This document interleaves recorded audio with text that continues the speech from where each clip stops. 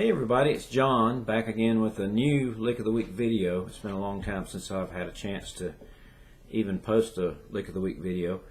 And I thought with the next few videos that I do, I'm going to go back to the very beginnings of the Lick of the Week concept, which initially was just me throwing out a pretty cool lick for the banjo and explaining it. And the videos were, 2 or 3, 4 minutes long.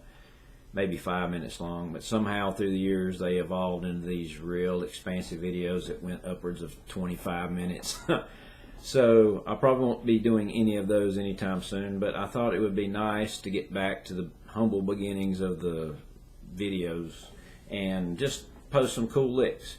So here's a cool bluesy lick that has kind of a melodic feel. And you hear a lot of players, more progressive players, throw licks like this in their banjo picking. So let's just jump right into the lick. I'm going to give you a little close-up of the fingerboard.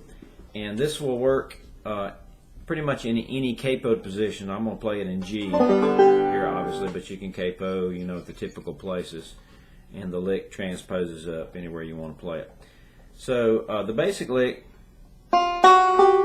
functions in the beginning off of this chromatic position. So you've got the first string at 4, which is an F sharp note, and then you've got this F note on the second string at 6. So those two notes are a half step apart. Yikes. But when you play those in a roll pattern, you get some pretty cool sounds. So what's happening is we've got a blues note, which is F, a blues note for G. You got F sharp, which is in your scale, the 5th string, which is your G note from your scale, and then you have an open D, open first, and then the C note on the first string at the 2nd string, 1st fret, C note, and then you have another blues note.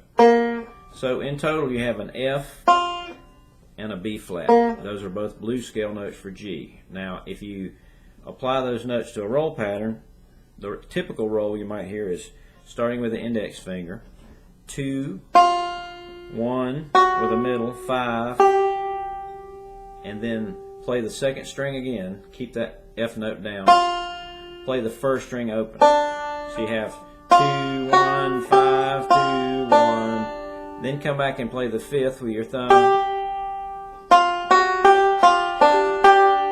Now play a backwards roll, 1 with the middle finger, this C note, 1st fret, 2nd string, index, thumb, or index, whichever one you like, and then open 3rd.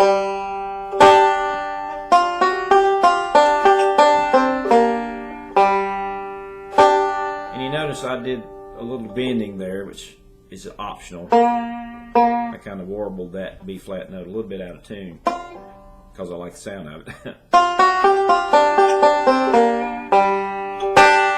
Now, timing wise, you'd probably start, since it's a bluesy lick, most of the blues licks that you'll learn start kind of on an off beat. So if you counted 1 and 2 and 3 and a 4 and, or you can come in at any point to count, but I gave you a 4 count there, but you could count 1 and 2 and a 3 and. So typically take you a couple of beats to play the lick, but try to start it on an off beat. So it would take the place of a standard, like any of your standard Scruggs licks. It lasts about the same amount of time, but it has that chromaticism, which is just a fancy term for notes that are a half step apart. But then it ends with kind of a backward Scruggs roll. So that's a pretty cool lick. Chew on that one for a while, and we'll see you in the next video. Thanks.